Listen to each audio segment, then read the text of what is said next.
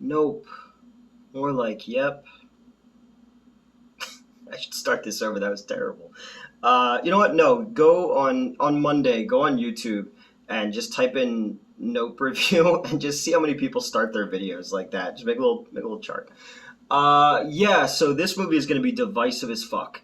Um, this is Jordan Peele's Signs, his M Night movie, basically. Uh, and I like Signs. This one, the people who were in the theater with me really didn't like it, and I could tell even before the credits rolled and people got up and were like, "That sucked," whatever. You could just see people shifting in their seats and stuff like that. Um, it's People are saying it's his Jaws, and I can definitely see where they're coming from on that. A lot of the film you don't see the main threat. There's glimpses of it that moves in among the clouds and stuff like that. Kind of like Jaws was more under the water, and you just saw glimpses of him. I could see that. Again, it's Signs, it's Jaws. I don't like Steven Spielberg's War of the Worlds, but there's some of that in there. There's some Fire in the Sky in here, Close Encounters in here. It's definitely an interesting movie. It's not his best film. I still would go with Get Out just because of the general claustrophobic vibe of that movie and the always slightly off kilter feeling that you get from it. And he won an Academy Award for best, fucking original screenplay, and it's so rare that horror movies get nominated for anything other than like technical awards. There's no reason that fucking what's her face from Hereditary, who played the mom, that she shouldn't have been nominated for Best Actress. She's Toni Collette. She won for The Sixth Sense. But I guess I don't want to spoil this, so I'm not going to go into spoilers really. This is his most technically proficient film. The cinematography is incredible, which is funny because there's a character who's a cinematographer in the movie. The sound design is fucking fantastic. I saw it in a theater with really awesome surround sound, and it definitely is worth it. I love the shots that are played out in these like wide angle lens, landscape shots. It's just beautiful and very textured. But it was marketed as a horror movie, and it is not a horror movie. It's a sci-fi thriller. It's also a comedy. It's very funny, but it doesn't stop. I have to be careful what I say. I don't want to say anything bad about Thor and get yelled at on Twitter again. But it doesn't stop to do a bit. It lets comedic moments come from the situation, come from the characters. The actors are all fantastic in it. Everybody does a really good job. It's really nice to see Keith David in a movie like this. He's in The Thing, and there's an element of people are saying The Thing in it, and I don't really see it that way, but in the idea that the main bad is kind of a shapeless, unknowable thing, then yeah, I can see it there. And I'm not really giving anything away to say that it's about aliens. You think it's a UFO, and it becomes something else completely and truly alien. And that's the thing that I was most impressed by when you actually reveal what this thing is. It's Lovecraftian in the concept of shapeless, unknowable, like the thing. And I was very much impressed by that, but I can tell that probably upset some people too. I guess my biggest thing that I can say about this movie and what I enjoyed so much is I never knew where it was going. The cinematographer character, I understand the narrative. Everybody in this movie is talking about getting that shot and getting the thing that like they'll be known for and that they can cash in on. You have the guy who owns the rodeo, who was a child actor. And he was on the set when a fucking chimpanzee went crazy and killed everybody and ripped the face off of a girl. And now, like, he has like a little shrine to that show that he like trades on because it's big chatter on the internet.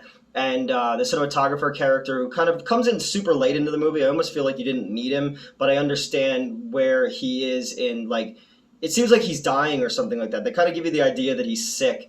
And he's trying to get that perfect shot, that's the shot that's in his head, the dream shot, and he basically gives up his life for it in the end. Not really a spoiler, because it's very much at this point the story's already kind of off the rails. And I thought it would be more about like the Skinwalker Ranch, if you knew anything about that, where there was always like talk of like UFOs and skinwalkers or lichens or whatever. I thought it would be kind of more like that, but it's very much about this territorial thing in the sky. And it's kind of funny that they equate it to the one-eyed, one-horned Flying Purple People Eater song from like the 1950s or 60s. And I was like, it kind of is a weird, dark, gritty reboot of that song, but I really dug it. And, there are some like harrowing fucking scenes, like there's a scene at the rodeo where the guy from The Walking Dead who owns the rodeo, he knows that this thing is in the sky, and he brings all these people out there because he's going to start cashing in on that, and then something horrifying happens. And how it plays out at the horse ranch where our main characters live, it's got a really creepy version of fucking Sunglasses at Night, the 80s song, because it's slowed down and like dragged out because the electricity's going. Man, I liked it. It's weird. I don't know what I can say and not say without giving anything away.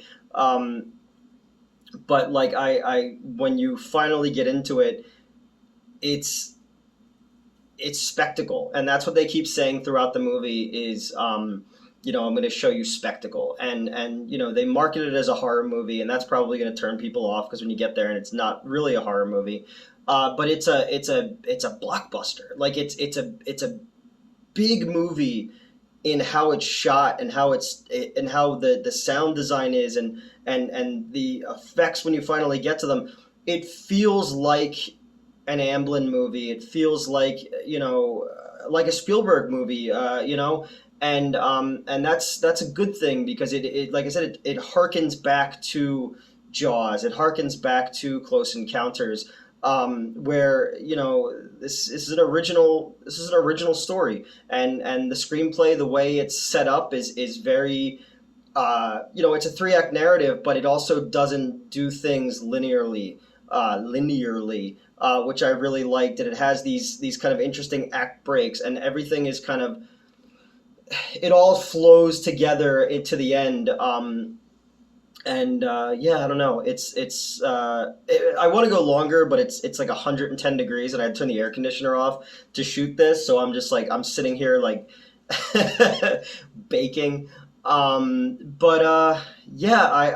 think if you're going into this movie looking for a horror movie alien film, you're not going to get that. If you go into it looking for spectacle and looking just for something that you go, I haven't seen a movie like that in a long time. And that's kind of the thing I took away from it is, yeah, you know what? I haven't seen anything like this that's getting a big push as a summer movie like this in a long, long time. It's not, it's not Jurassic Park Dominion. It's not Thor. It's not Top Gun or anything like that. It's just this neat original story that has a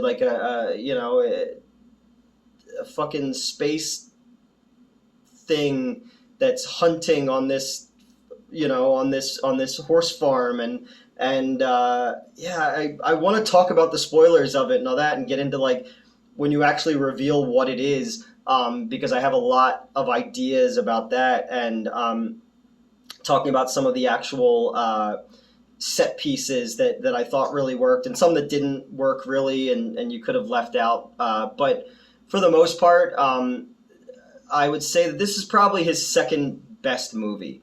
And it's really cool to see him continuing to grow as a filmmaker. You would never fucking guess the fucking Key and Peele guy, But it doesn't always work, because remember when they tried to do Chris Rock with Saw, and it was just like No, and I didn't see any of his, not Chris Rock, Jordan Peele. I didn't see any of his Twilight Zone only because Black Mirror already exists, and I feel like if you're gonna do like those socially conscious stories, they've kind of been done over here at Black Mirror, where you have a lot more freedom to kind of get raw and real with shit. And I liked his Candyman as well. I finally got a chance to check that one out, and I thought they did a really good job making like a requel basically because it's a new story, but it honors the the original one.